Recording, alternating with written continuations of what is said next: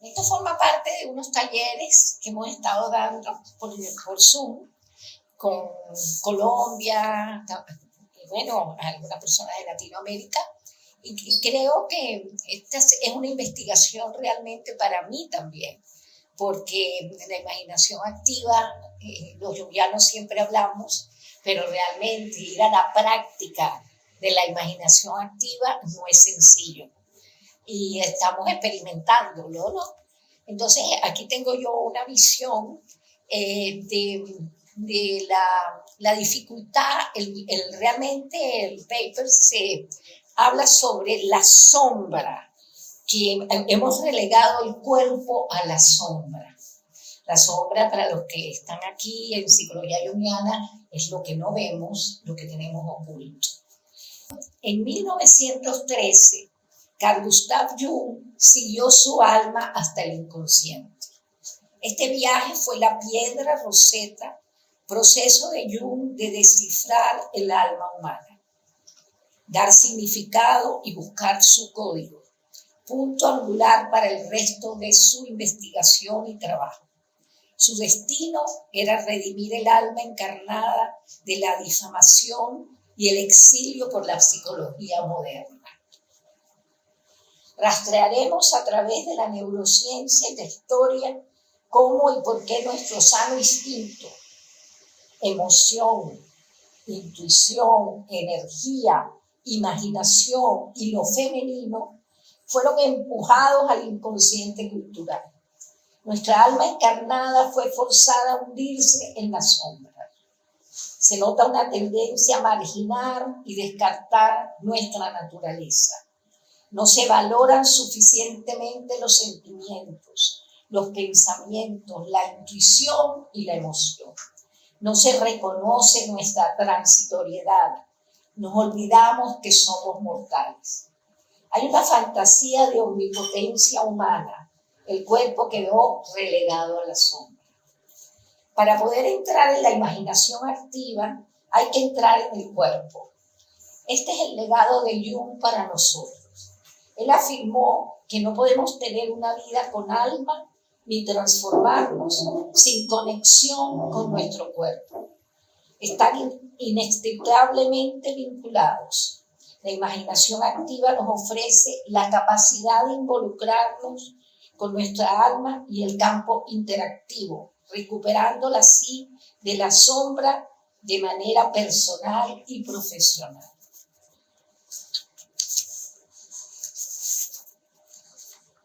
Para los que no saben, el libro rojo de Jung, que ahora es tan famoso, y los libros negros, fue su imaginación activa.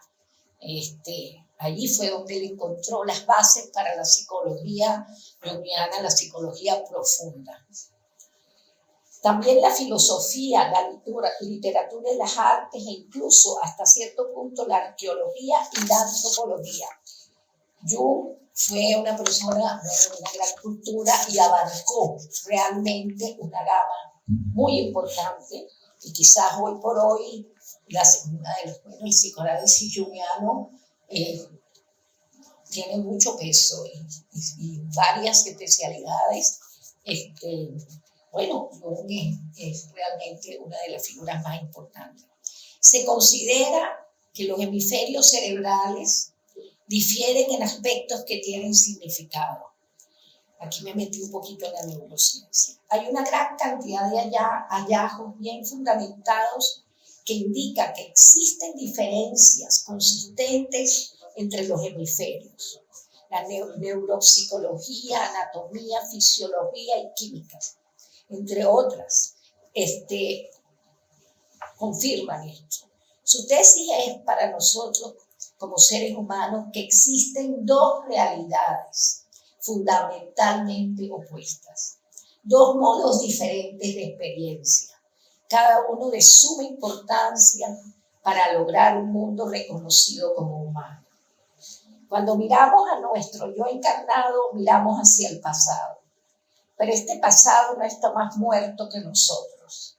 El pasado es algo que realizamos todos los días, aquí y ahora. Es Jung quien, muy consciente de esto, supuso que gran parte de nuestra vida mental, como nuestro cuerpo, tiene orígenes antiguos. Recibimos junto con nuestro cuerpo un cerebro altamente diferenciado que trae consigo toda su historia. Y cuando se vuelve creativo, crea a partir de esta historia, de la historia de la humanidad. Esa historia natural, milenaria, que ha transmitido en forma viva desde los tiempos más remotos. Si alguien vivió con rigurosidad esta afirmación fue Jung. Su trabajo fue demostrativo desde sus comienzos.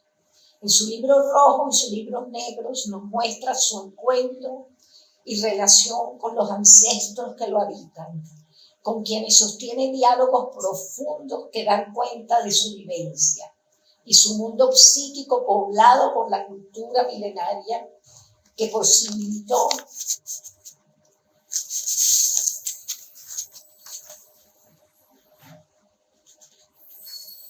la reconstrucción de su alma, su individuación, y desde allí aportó todo el bagaje experiencial al psicoanálisis, que ha influenciado no solo la psicología actual, sino toda la cultura. En lugar de aprovechar la oportunidad para aumentar la conectividad, la evolución parece avanzar en la dirección opuesta. En ese sentido, Descartes tenía razón. El único hecho innegable es nuestra conciencia. Sin embargo, ahora la mayoría estaría de acuerdo en que estaba equivocado al pensar en la mente y el cuerpo como dos sustancias separadas. No se trata de socavar la razón, pero junto con la imaginación es lo más preciado que debemos al trabajo conjunto de los dos hemisferios. Bernardo Nantes, en su estudio sobre el libro rojo, comenta: la teoría junguiana presenta en el trasfondo de la naturaleza humana una única energía que se expresa como impulso a la base de los procesos psíquicos. Asume el carácter intrínsecamente imaginativo, sintético, de esa misma energía como expresión de la presencia actuante del espíritu. Asimismo, el concepto de imaginación creadora toma el ejercicio consciente de la imaginación, es decir, asistido por la cooperación comprometida del yo consciente, como un proceso que subyace en la vida misma del alma y de todo lo viviente. Aquí quiero recordar que sí trabajamos los sueños en análisis junguiano, pero para mí fue muy importante la imaginación activa, porque el yo no desaparece. El yo de la conciencia está presente cuando vamos hacia lo que él llamó lo profundo del ser, bajar a la profundidad. Él habla de dos espíritus: el espíritu de actualidad, donde estamos en la vida cotidiana, y el espíritu de la profundidad. La imaginación así entendida es la forma que tienen las funciones superiores de la psique de comunicarse, asumir o conducir a las inferiores, aunque esto mismo sea quizás resultado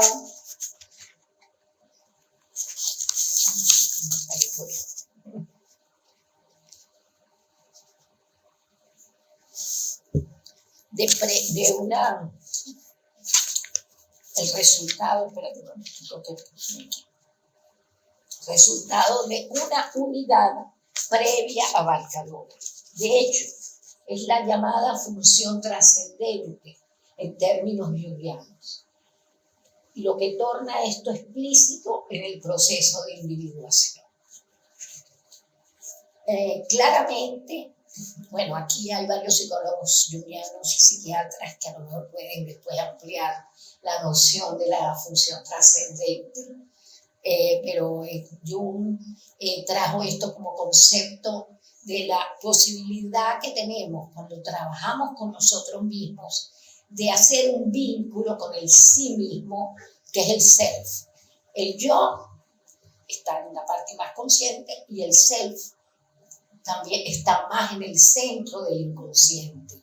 Y entonces la función en estos ejercicios que conlleva esta imaginación activa, tenemos una posibilidad de unir estos dos centros. Claramente tenemos que habitar el mundo de la experiencia corporal inmediata, el terreno real en el que vivimos, donde nuestro compromiso con el mundo tiene lugar junto con nuestros semejantes y necesitamos habitarlo plenamente. Uno necesita traer lo que ha aprendido durante su ascenso al mundo donde se desarrolla la vida, incorporarlo de tal manera que enriquezca la experiencia y permita más de lo que sea que se nos revela. En términos generales, el hemisferio izquierdo presta una atención estrecha y enfocada. El hemisferio derecho proporciona una atención amplia y vigilante, cuyo propósito parece ser la conciencia de las señales del entorno. Solo él puede dirigir la atención a lo que nos llega desde los límites de la conciencia. El hemisferio derecho ve el panorama más amplio, un hemisferio focalmente organizado. En términos sencillos, esto significa reunir en la conciencia diferentes elementos, incluida la información de los oídos, los ojos y otros órganos sensoriales, y de la memoria para generar el mundo ricamente complejo pero coherente que experimentamos. En general, el hemisferio derecho es fundamental para hacer atribuciones del contenido emocional o de otro tipo de la mente de otra persona, y particularmente con respecto al estado afectivo de otro individuo. El hemisferio derecho tiene, con diferencia del izquierdo, la preponderancia de las emociones. Es el mediador del comportamiento social.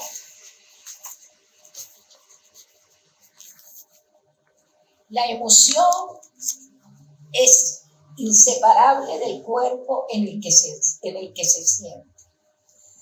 Y la emoción es también la base de nuestro compromiso con el mundo. Comprensión social en el sentido de conexión empática, así como comprensión de cómo se sienten los demás. ¿Qué quieren decir? No solo con lo que dicen en contexto, sino con sus expresiones faciales, su lenguaje corporal y su tono de voz.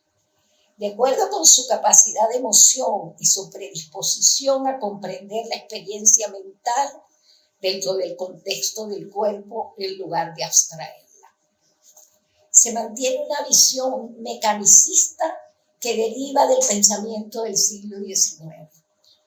Esto es lo que hemos estado viviendo. Una imagen científica del mundo que ha permanecido más tiempo entre nosotros. En la biología y ciencias de la vida, en la física, el cuerpo se ha convertido en un objeto en el mundo como cualquier otro objeto. El cuerpo se ha convertido, aquí está, como cualquier otro objeto, como temía Merleau-Ponty.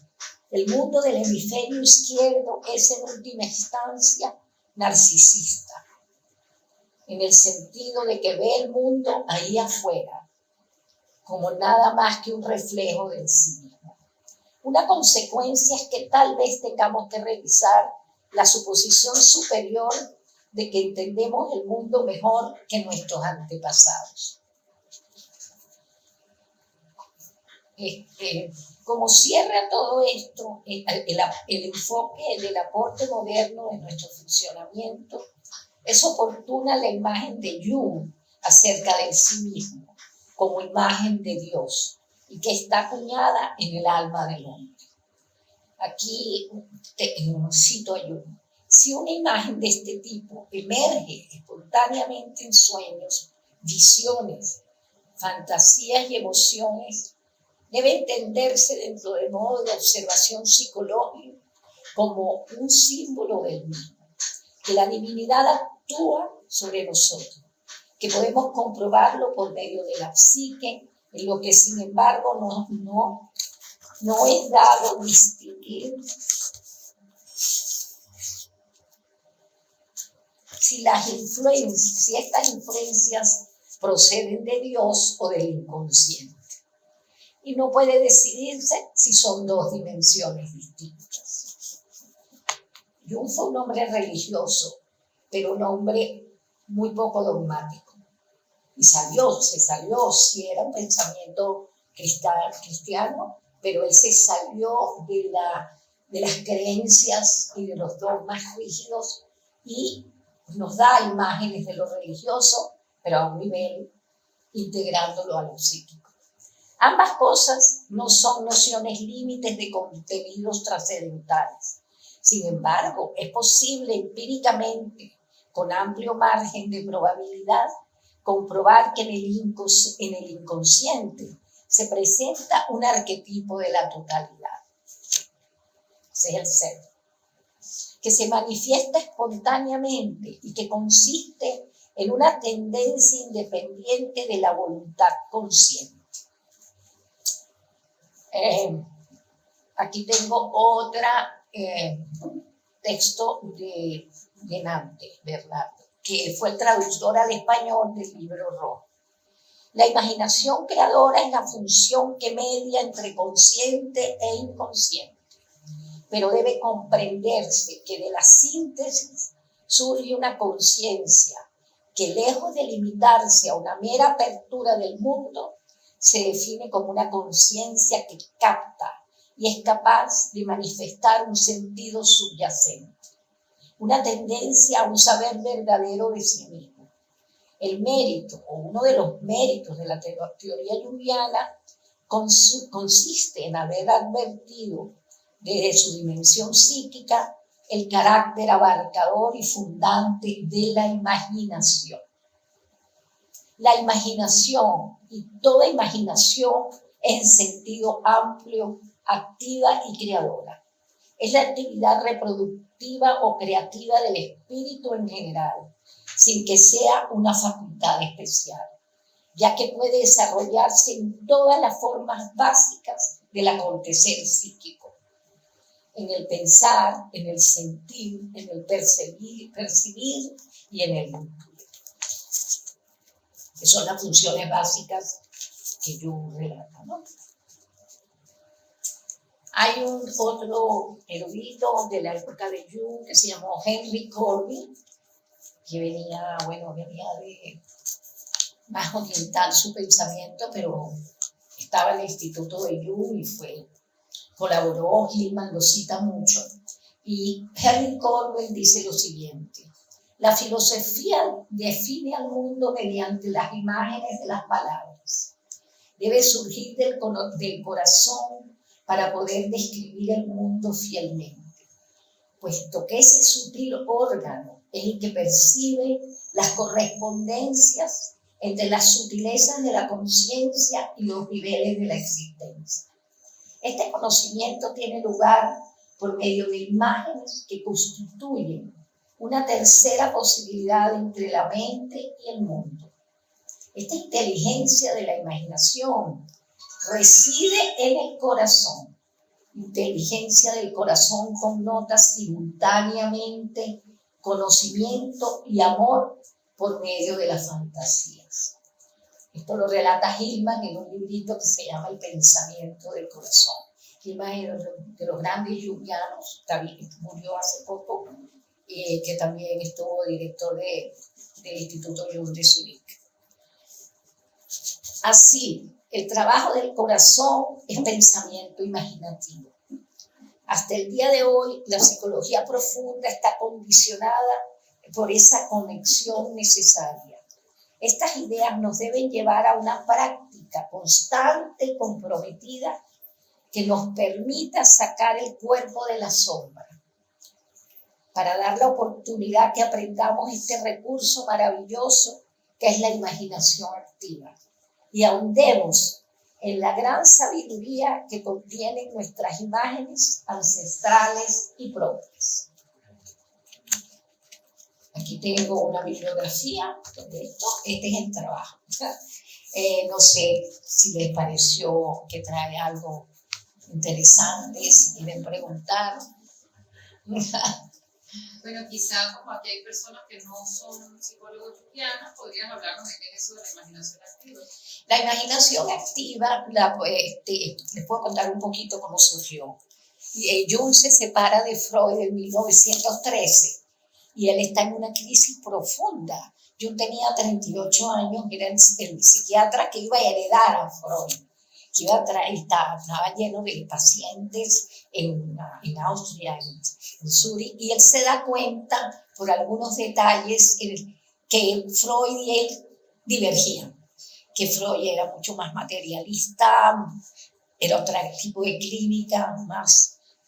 Bueno, y empezó a discutir y decía, bueno, pero su maestro le discutía símbolos, esto, lo otro, y Freud no aceptaba. Freud fue determinista, esto es lo que yo veo y esta es mi ciencia.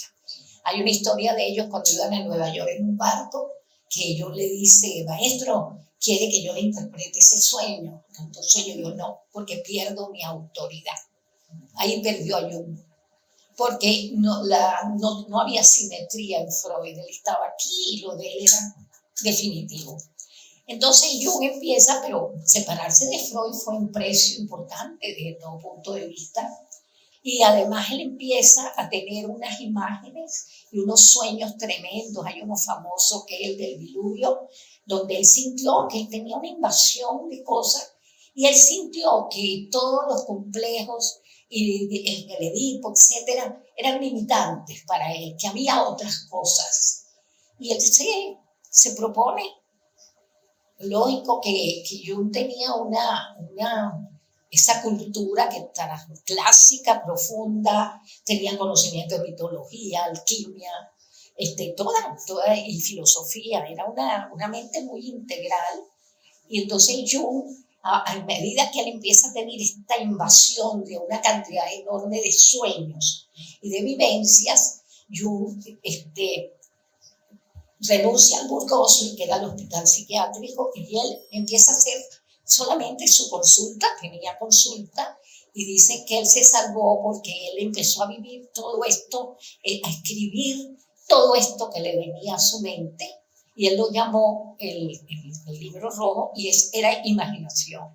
Y establece diálogos con las imágenes que le surgían. Para ello, él hablaba de esta dimensión profunda que, bueno, y escribía, dicen que los pacientes de esa época y los biógrafos, que muchas horas estaba en eso, ¿no? Y los dibujos maravillosos, porque de paso era un artista, se puso molesto porque una paciente austríaca le dijo, dedíquese al arte, y a él le parece una falta de respeto. Él dijo, mis dibujos son mis imágenes psíquicas. Los dibujos empezaron como en el 17, y realmente esto empezó en el año 3. Pero ustedes, bueno, los que conocen, bueno, me pueden ayudar a ampliar un poco esto, fue sumergirse en esta, y es más, casi Freud lo acusó de que estaba más de allá que de acá. Pero él demostraba que no, porque él siguió haciendo familia, él vivía en su casa y él trabajó, él nunca dejó. Él decía, es importante, si nos metemos en este mundo que para él era, no, en base, también trabajaba los sueños desde la imaginería. A ver, ¿qué me dicen mis imágenes? Y descubrió, por supuesto, que las imágenes del inconsciente vienen en símbolos. Y entonces es ese mundo simbólico que nos contiene y que es netamente psicológico. Y su trabajo, realmente, hoy en día hay un libro que se llama El lamento de los muertos, de Hilma, con Sonu Sandasani, que es el biógrafo, y dicen que si hubiese salido el libro rojo antes, no necesitábamos las obras completas de Jung, porque realmente aquí está todo lo que él cree, todo el contenido de lo que él considera que es la psique y la relación que nosotros debemos tener. A mí yo hablé hoy del hemisferio porque hay un señor que se llama Yang, a los que les gusta la neurociencia, por ahí está un psicólogo futuro, César, que están hablando muchísimo del hemisferio derecho. ¿Por qué?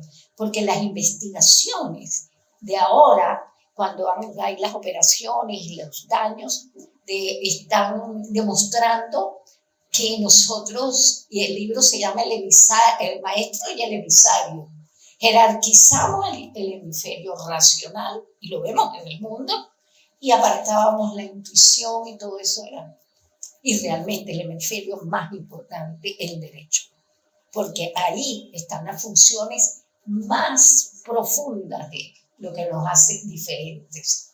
Entonces, pues por ahí entiendo yo que la imaginación activa es una práctica y nos dio esto y lo tenemos. Lo que pasa es que, claro, el libro rojo usted lo abre y el lenguaje del inconsciente a veces parece profético. Él habla como un místico, Jung, y los diálogos, nosotros en la SBAT tenemos una lectura una vez al mes de los libros negros y realmente hay unas sesiones en que Jung sufría terriblemente. Él tiene encuentros con el diablo, él tiene encuentros con personajes, sale la cultura de él, con Goethe, sale mucho todos los personajes bíblicos también, y él crea pues este diálogo.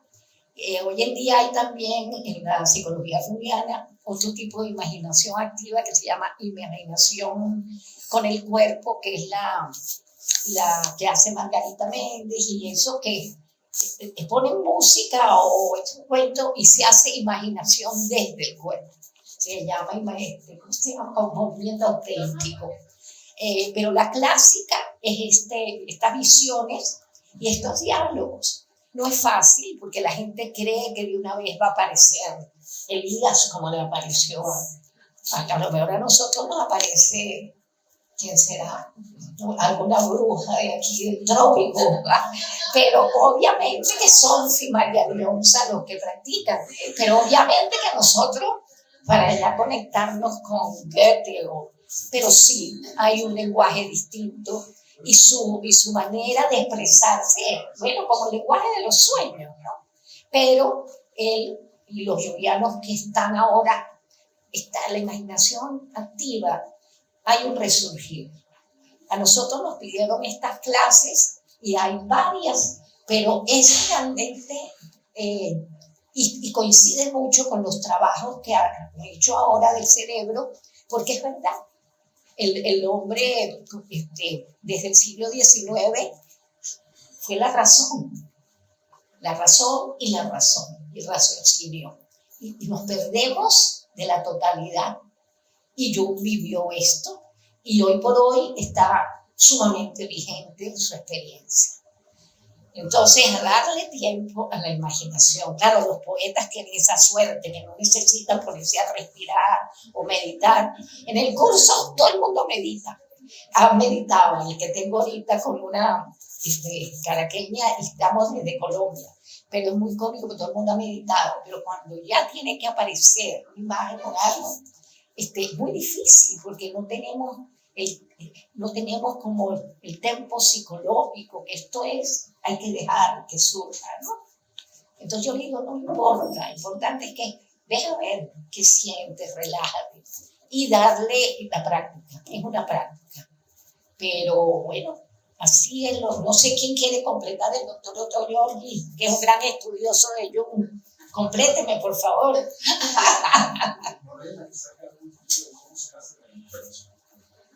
Tú no necesitas que te complete nadie. Yo la conozco desde hace 24 años y siempre ha usado la creatividad, la imaginación, bueno, pero el cuerpo. Tengo envidia de los escritores, por ejemplo. No escribo nada. Pero tampoco no puede ser todo, ¿no? No. Realmente yo lo estoy usando como he aprendido para mí.